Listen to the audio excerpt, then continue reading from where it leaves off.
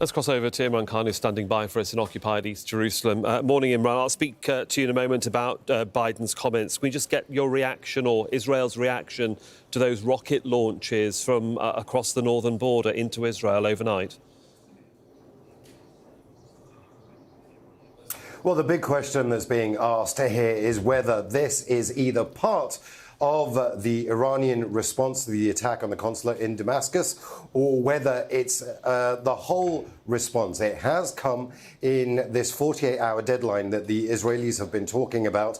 The Israelis were expecting some sort of attack, possibly by Hezbollah, within 48 hours. So it meets the timeline, but it's not the kind of attack that perhaps the Israelis were expecting. They were pushing the idea that Iran would attack from Iranian territory into Israeli territory. That hasn't happened yet, but the supreme leader of Iran, Ayatollah Ali Khamenei, did say that there was going to be a response.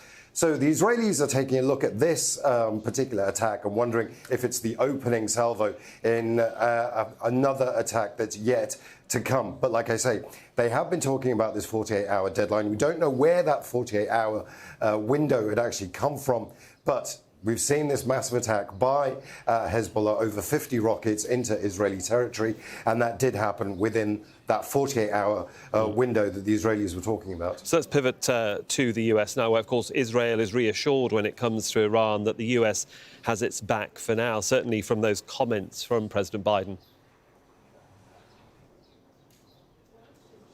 That's absolutely right. Just one simple word: don't.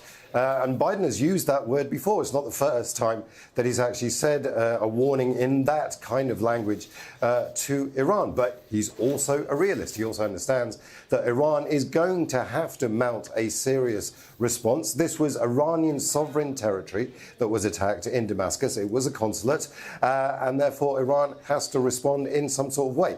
The Americans are actually bringing in a lot more assets, perhaps more than we've seen since October the 7th, into the region. Erik Kurilla, who's the senior commander of CENTCOM, effectively the man who's in charge of US forces in the region, is actually spending an extra day in Israel, talking to his counterparts, talking to the Ministry of Defense. They'll be getting a joint coordination effort ready in case things do escalate. So the Americans, once again, backing their strongest ally to the hilt. But no one really knows what this Iranian response is going to look like. People are saying it is going to be from Iranian territory into Israeli territory. How much of an escalation that is, it all depends on what the Iranians, if they do decide to hit Israeli territory, what they hit. If it's a military base, perhaps that can be contain anything larger than that, then we're looking at serious escalation. Imran Khan for us there in occupied East Jerusalem. Thank you.